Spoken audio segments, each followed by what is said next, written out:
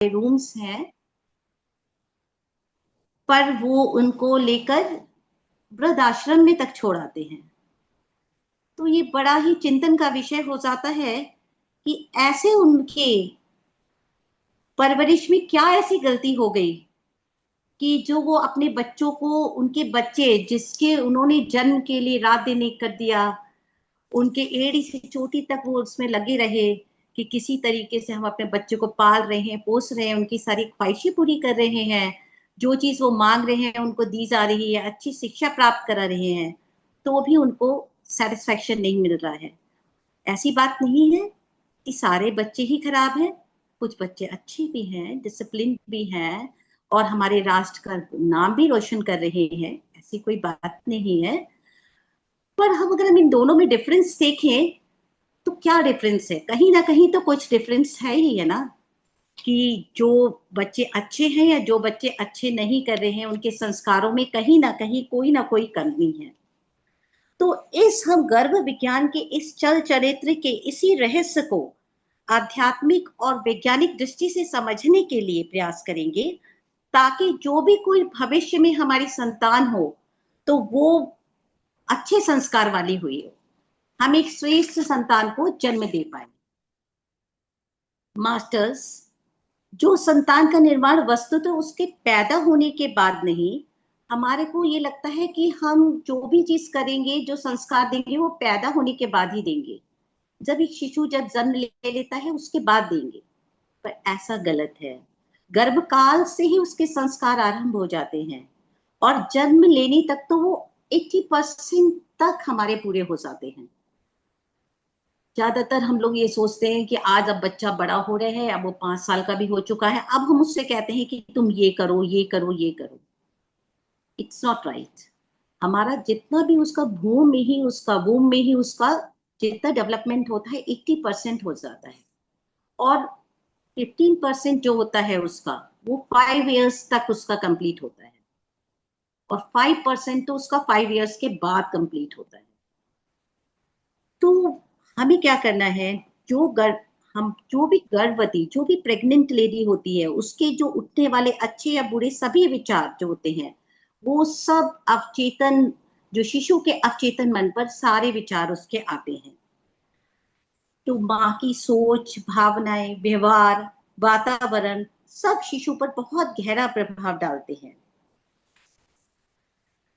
अब हम ये सोचते हैं, अगर हम किसी से भी पूछेंगे कि व्हाट इज गर्भ संस्कार, तो एक जनरल भाषा में सभी जानते होंगे, ये आंसर मिलता है कि एक प्रेग्नेंट लेडी होती है और उसको क्या चीज खानी चाहिए, यहाँ उठना चाहिए, वहां बैठना चाहिए, जैसे कोई बहुत सारी चीजें बड़े बुजुर्ग सबको बता देते हैं कि आपको ये खाना है, इसको नहीं देखना है, यहाँ नहीं जाना है। और जैसे पूजा कोई विधि हो गई, गोद रस्म हो गई, या बेबी शॉवर हो गया, ऐसी ही रस्मों को हम मान लेते हैं, इन नियमों का पालन करके हम प्रेग्नेंट लेडी कहती है कि यही गर्भ संस्कार के रूप में देखा जाता है। ये नियम पालन करना कोई बुरी बात नहीं है, ये अनडाउटेडली बहुत सही चीज है, लेकिन खाली इतना ही करके हम एक स्वस्थ शिशु को जन्म नहीं दे सकते। इसके लिए ये कोई नियम नहीं है, गर्भ संस्कार कोई नियम नहीं है, ये एक सिद्धांत है। आप ये सोचेंगे ये सिद्धांत क्या होता है आखिर? सिद्धांत, अगर हम एक सपोज गुरुत्व आकर्षण का नियम लें, तो उसके अनुसार चाहे लिविंग थिंग हो, चाहे नॉन लिविंग थिंग हो, चाहे आपकी हल्की चीज लेंगे, चाहे हम भारी चीज लेंगे, अगर हम ऊपर डालेंगे तो वो पृथ्वी के आकर्षण से नीचे ही गिरेगी। ये एक सिद्धांत है। उसी तरीके से हमारा गर्भ संस्कार का भी एक सिद्धांत है कि अगर हम बच्चे को संस्कार दे भी या ना दे, मतलब संस्कार तो देने ही होंगे, बट अगर जो उसके पास का अगर जो वातावरण, जो अगर एनवायरमेंट ही अच्छा नहीं होगा, तो वह अपने गर्भ एनवायरमेंट जो होता है वही वह अपने गर्भ संस्कार लेता है उसका। लेकिन हमारी खुशनसीबी ये है कि हम इसको एक फिल्टर भी उसमें लगा सकते हैं। फिल्टर से आप कहेंगे, फिल्टर से क्या मतलब होता है कि जो चीजें हम अपने बच्चों को देना चाहते हैं वह हम अपने बच्चों को सिखा सकते हैं। उसके पैदा होने से पहले हम उसको वो संस्कार देके हम उसको सिखा सकते हैं। जी हाँ, हम ये कह सकते हैं कि किसी भी सर्वगुण संपन्न बच्चा चाहिए तो उसकी जानकारी हम दे सकते हैं। जैसे कि हम ये कह सकते हैं कि seeds can be rectified, not the trees. अगर हम वृक्ष बदलाव जो है हम वृक्ष में नहीं कर सकते, एक बीज में ही कर सकते हैं। जैसा हम बीज बोएंगे वैसा ही हमें वृक्ष मिलेगा। अगर हम बबूल का वृक्ष बोए और हमें कहें उसमें से आम मिल जाए, तो वो नहीं मिलेंगे, हमें उसमें बबूल ही मिलेगा। सर्व गुण संपन्न प्राप्ति के लिए तो हमारा गर्भ से ही उसे संस्कार देने की प्रक्रिया हमें शुरू करनी पड़ेगी। अब क्या होता है, अगर हमारे को पॉजिटिव माइंड रखना चाहिए, जो भी एक प्रेग्नेंट वुमेन है उसको अपना एक पॉजिटिव माइंड सेट रखना चाहिए। अगर ये पॉजिटिव माइंड सेट रखती है और 80% अगर वो अपने संस्कार अच्छे देती है, तो हम अपने आने वाले भविष्य दोनों को, बच्चे के आने वाले भविष्य को सुनहरा बना सकते हैं। अब आप ये सोचेंगे कि हमारे एक प्रेग्नेंट लेडी होती है तो what activities she has to do, कि हमें उसको एक्टिविटीज उसको करना क्या है, एक हैप्पी और हेल्दी चाइल्ड लाने के लिए उसको क्या ऐसी एक्टिविटीज करनी है जिससे कि वो अच्छा वो जन्म दे। तो जैसे कि हमें ये बताया जाता है, साइंस के अंदर ये प्रूव कर दिया है कि हमारे 1 मिनट के अंदर 25 लाख न्यूरॉन्स होते हैं, और अगर हम एक्टिविटी नहीं करते हैं तो ये न्यूरॉन्स कम होते चले जाते हैं, और ये न्यूरॉन्स जो होते हैं ये सिनेप्सिस से लिंक्ड होते हैं। तो हमारे को, अगर हमारे अपने बच्चे को ओवरऑल डेवलपमेंट चाहिए, तो उसके लिए हमें जो माइंड जो हमारा है, जो कि 4 भागों में बटा हुआ है, हमारा आई क्यू है, P Q, S Q and E Q, हमें इसका जो है इक्वल बैलेंस होना चाहिए इसमें। I Q means intelligence question, physical question, spiritual question, and E Q is emotional question. इन चारों में अगर हमारा बैलेंस नहीं रहेगा तो हम नहीं कर पाएंगे। अब फिजिकल पी क्यू हमारा कैसे बैलेंस रह सकता है? If you are taking a diet, हमें एक प्रॉपर डाइट लेनी पड़ेगी उसके लिए। जैसे कि अगर हम उसके लिए पौष्टिक है, वेजिटेरियन है, ORS, original regional and seasonal हम फ्रूट्स खाएंगे। हमको कभी ये नहीं सोचना चाहिए कि हमें नट्स ही लेने हैं, खाने की डाइट में हमें नट्स ही लेने हैं। गांव की लेडीज भी होती हैं, कोई गरीब भी होता है, वो लोग भी बच्चे को जन्म देते हैं। अगर हम इसमें ओरिजिनल रीजनल या सीजनल चीजें खाएंगे, फ्रूट्स खाएंगे, वेजिटेबल्स खाएंगे, केमिकल बेस्ड चीजें को नहीं लेंगे, तो उतना ही हमको ये फायदा देगा। तो अगर हमारे को अपना पीक बढ़ाना है तो हमको एक डाइट लेनी है। हमारा को जो इमोशनल अपना वो बनाना है, हमको योगा करना पड़ेगा, उसके लिए एक्सरसाइजेस करनी पड़ेंगी, थोड़ा सा स्टोरीज अच्छी अच्छी हमको रीड आउट करनी पड़ेंगी। आपका अपना इंटेलिजेंट क्वेश्चन आपको बढ़ाने के लिए अच्छी बुक्स पढ़नी पड़ेंगी, स्क्रिप्चर्स पढ़ने पड़ेंगे। हमें श्लोकास, जो कि संस्कृत में हमारे श्लोकास होते हैं, उनको विद मीनिंग पढ़ना पड़ेगा। हमको अपने जितने शास्त्र हैं, गीता है, रामायण है, भारत है, उस सब का हमें गहन अध्ययन करना पड़ेगा, उनको सेकंड मीनिंग से समझेंगे। कभी कभी हम ये सोचते हैं कि हम ये चीजें जो होते हैं, एक गर्भ संस्कार, जब एक लेडी प्रेग्नेंट होती है तो वो अपनी चीजों को, अपने एक लैपटॉप या अपना मोबाइल पकड़ा, कभी वो इसकी तरफ सारी है, या कभी वो एक स्टोरी सुन रही है, कभी वो ये म्यूजिक सुन रही है, उसका काफी टाइम जो होता है इसके अंदर वेस्ट हो जाता है।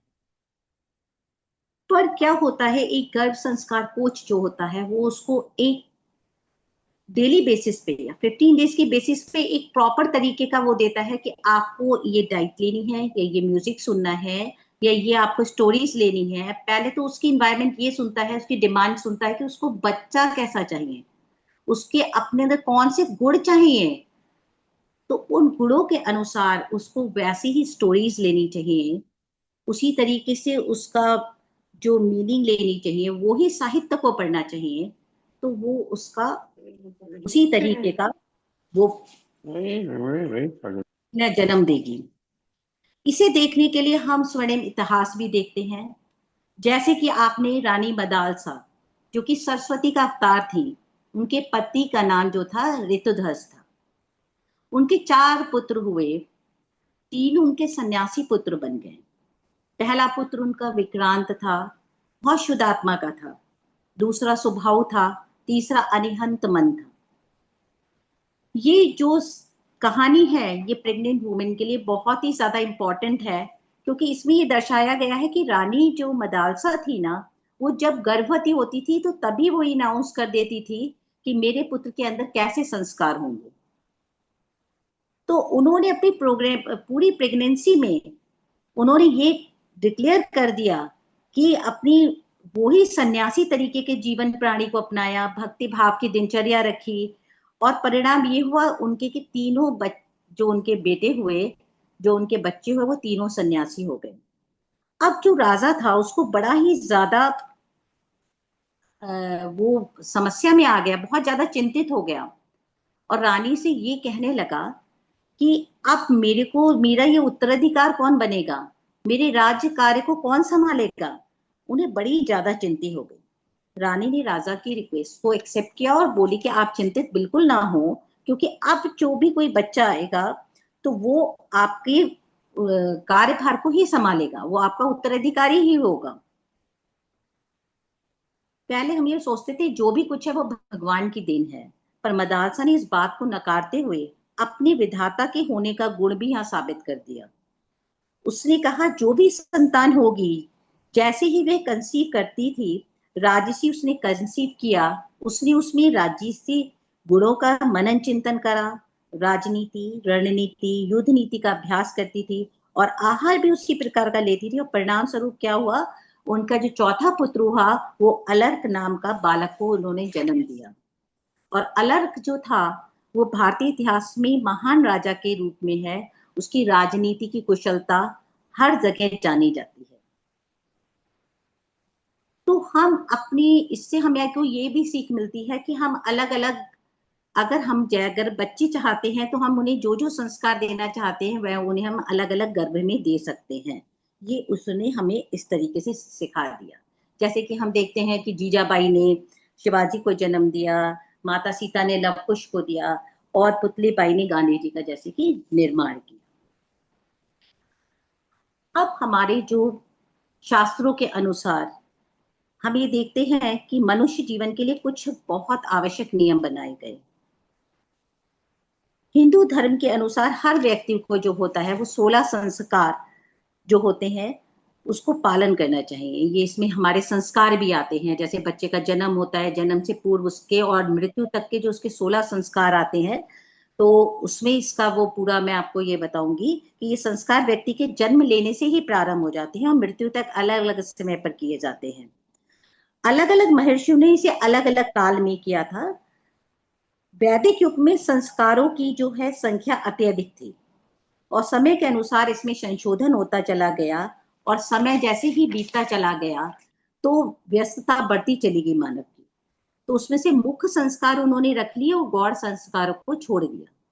जैसे कि अगर गौतम धर्म सूत्रवाणी में संस्कार की संख्या जो थी उस समय पर 40 थी, और महेश्वरी अंगिरा की 25 संस्कारों के बारे में लिखा है। आगे चलकर वेद व्यास जी ने महाभारत के काल में इसको 16 संस्कारों में सीमित कर दिया।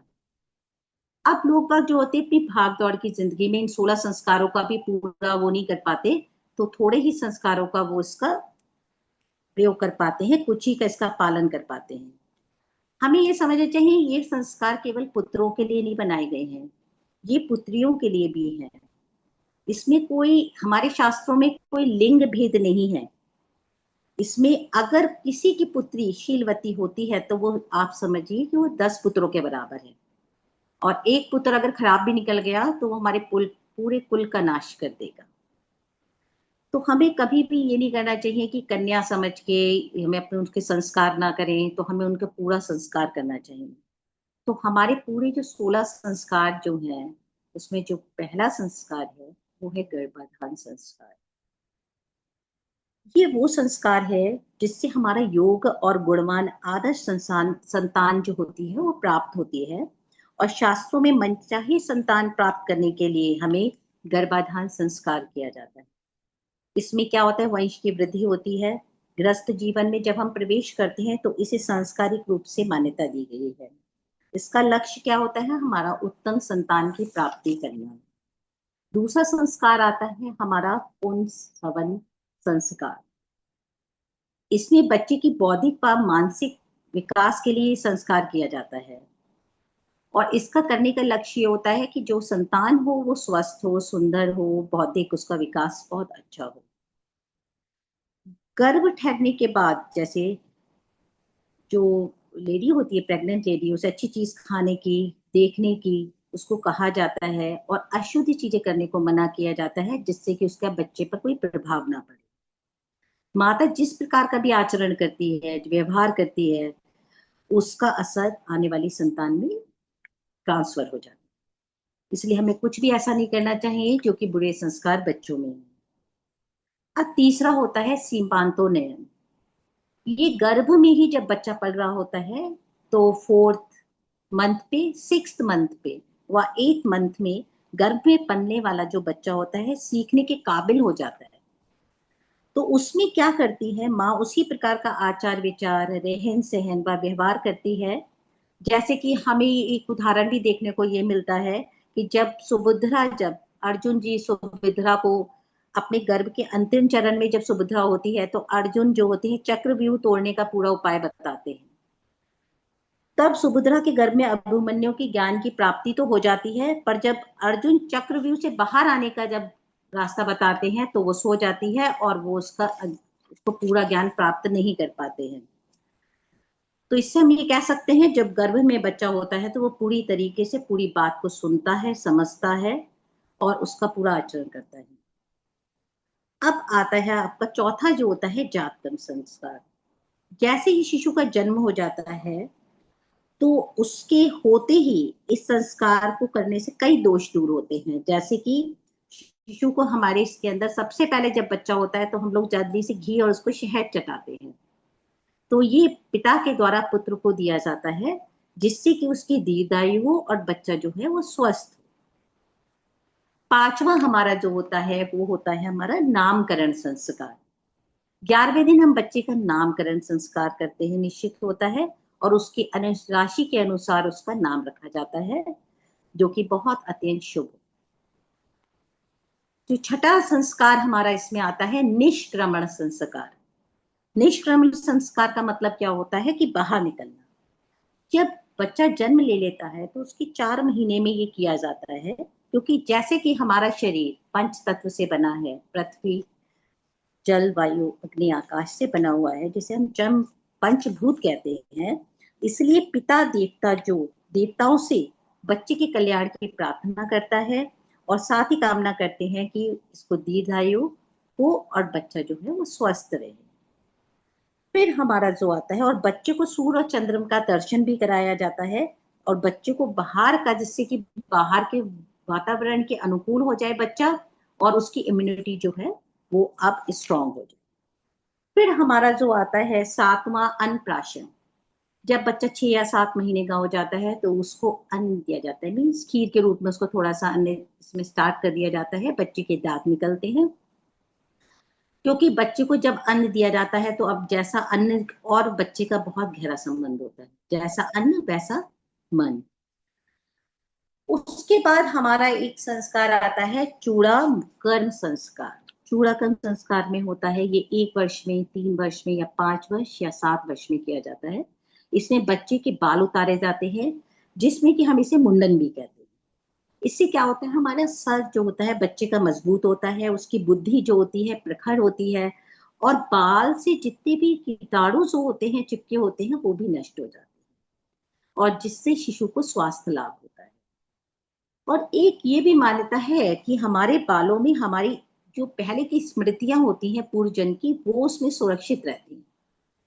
तो हमारे पूर्व जन्म की स्मृति को हटाने के लिए भी हमारे बालों का मुंडन करवाया जाता है। तो ये संस्कार तभी भी कराया जाता है। फिर हमारा 9th आता है विद्यारंभ। उचित समय पर जैसे ही बच्चा बड़ा होता है और उसके उचित समय होते हैं उसको शिक्षा दी जाती है और विद्या योग हो जाता है।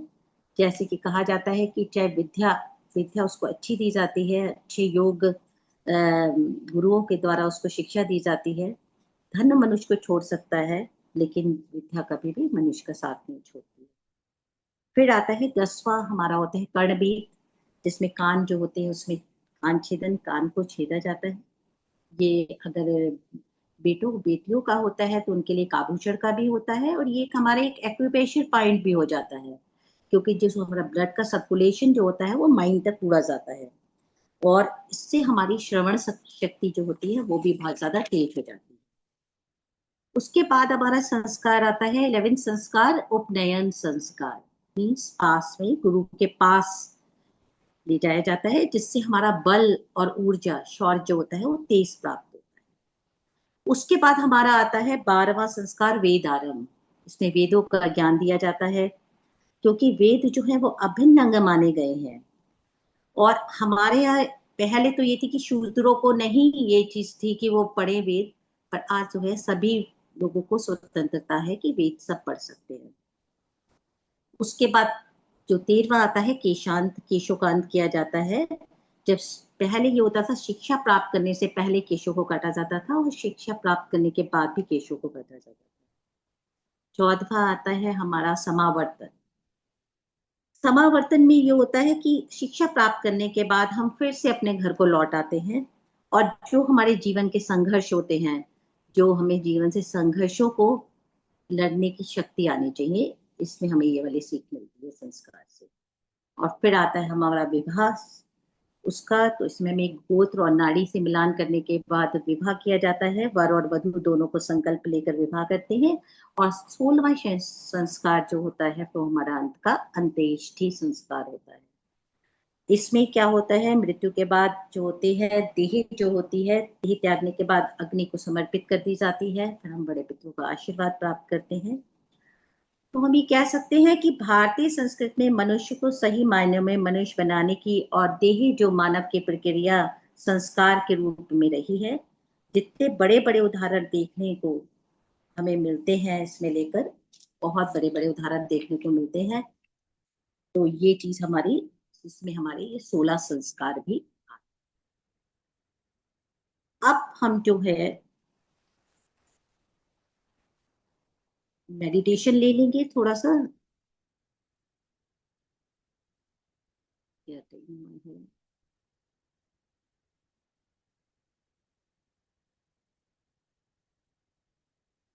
मैम है यहाँ पर क्या?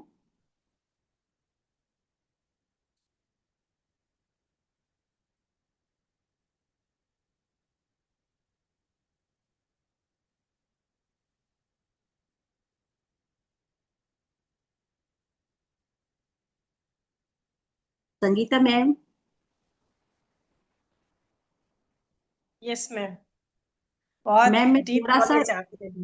Yes ma'am ma'am. थोड़ा सा मैं गर्भ संवाद कराना चाहती हूँ थोड़ा सा पहले, कि हम अच्छा अच्छा। गर्भ संवाद कैसे करते हैं। जैसे कि हमें ग्रैटिट्यूड देना है, अपने बच्चों को ग्रैटिट्यूड देना है, तो किस तरीके से देंगे। जैसे कभी कभी ये होता है कि अगर बच्चा आ रहा है, हमने कंसीव कर लिया, तो हम लोग खुश नहीं है, तो जी। हमें अपने बच्चे से कैसे बात करनी है। तो थोड़ा सा वो फीलिंग करने के लिए थोड़ा सा मैं गर्भ संवाद करूंगी, उस करवाऊंगी, और उसके बाद हमारा मेडिटेशन थोड़ा सा स्टार्ट करना। यस मैम बिल्कुल। तो इसके लिए हम सबसे पहले गर्भ संवाद की शुरुआत करेंगे। हम अपने आंखों को बंद करेंगे और 3 बार ओम का उच्चारण करेंगे पहले। ओम।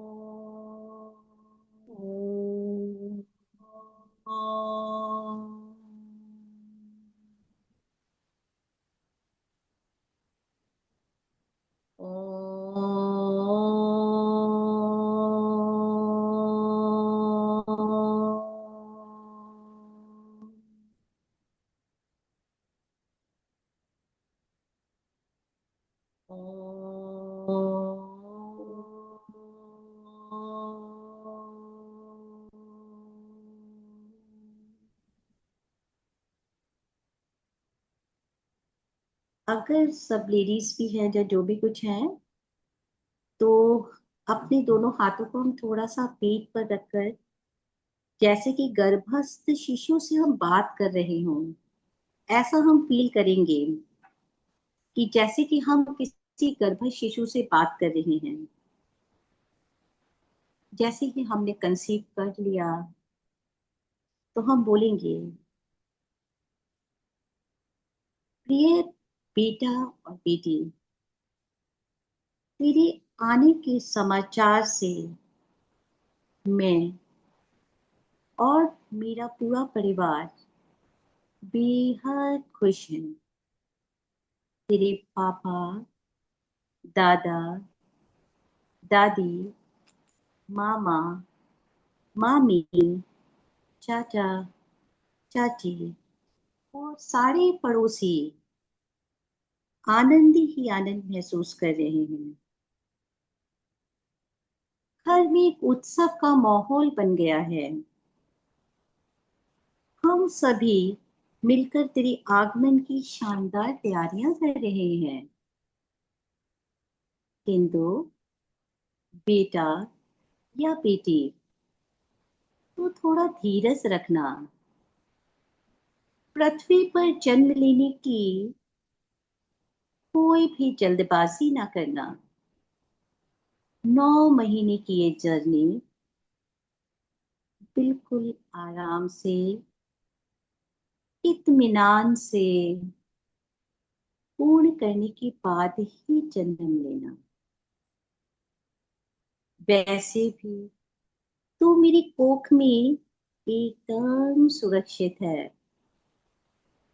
तुझे किसी भी प्रकार की तकलीफ ना हो, उसका मैं और मेरे परिवार के सभी सदस्य बहुत ही ध्यान रख रहे हैं। तू कितना समझदार है। तू मेरी बात सुन तो रहा है ना? हाँ हाँ, तू सुन रहा है। तेरे हिलने डुलने से मुझे पता लग रहा है कि तू बहुत ही ध्यान से मेरी बातें सुन रहा है और मेरे प्रति उत्तर भी दे रहा है। तू मुझे सबसे ज्यादा प्रिय है। तू कितना सुंदर है, सुशील है, संस्कारी और समझदार है। तू अत्यंत तेजस्वी और गुणवान भी है। तेरी बुद्धि तेजस्वी है। तेरा व्यक्तित्व बेहद आकर्षक है। तू विविध भाषाओं और कलाओं में निपुण भी है। तू हमेशा हिम्मत वाला, साहसी, सकारात्मक सोच रखने वाला है। तू जीवन की सभी समस्याओं से आसानी से समाधान पाने वाला है। बुजुर्गों का आदर, छोटों का प्यार, ये तो तेरा सहज स्वभाव है। तू ईश्वर में अटूट श्रद्धा रखने वालों में से है, इसलिए तू हमेशा ही आनंदित रहता है और प्रफुल्लित रहता है। तू स्वाभिमानी, देशभक्त है।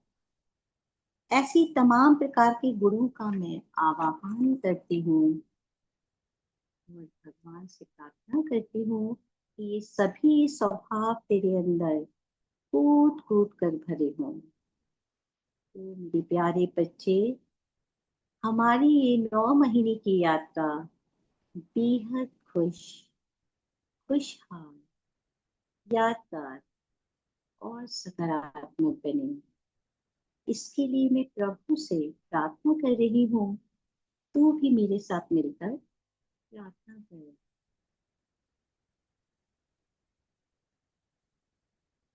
ऐसी प्रार्थना करने से, ऐसे पॉजिटिव वाइब्स देने से हमारे और एक बेबी के बच्चे में बॉन्डिंग बहुत अच्छी बनती है।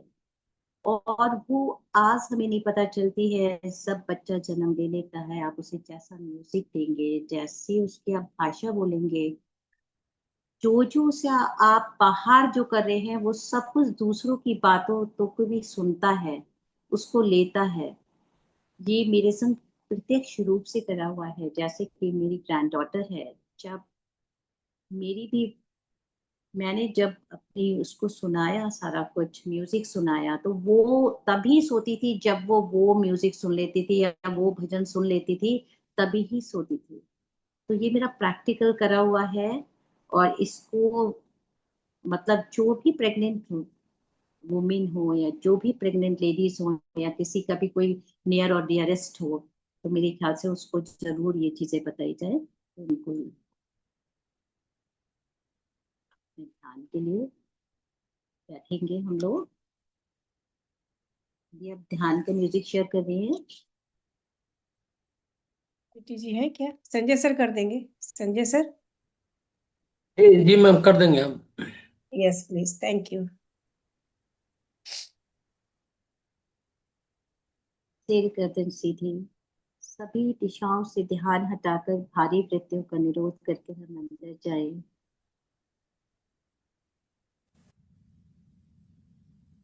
हाथों में हाथ, पैरों को क्रॉस करें। चश्मा पहने हो तो चश्मा उतार लें।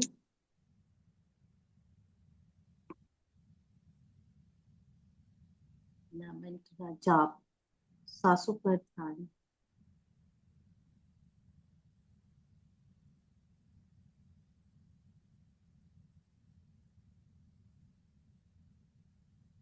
एक बहुत ही प्रसन्नता का भाव,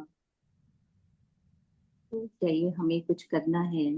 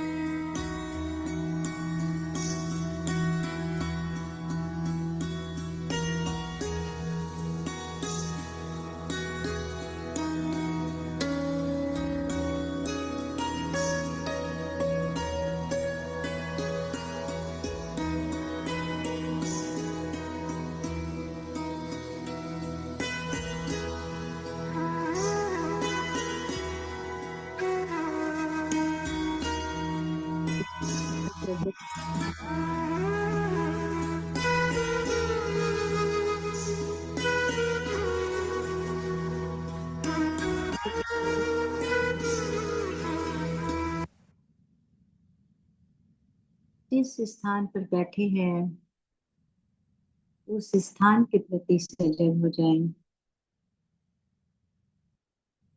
अपने आप को धन्यवाद दें। इस शरीर के प्रत्येक सेल को धन्यवाद दें जो हमारे ध्यान कराने के लिए हमारे साथ हैं। अपने दोनों हाथों को, हथेलियों को आंखों के ऊपर रखेंगे और हथेलियों के अंदर ही आंखों को खोलेंगे। 4, 3, 2।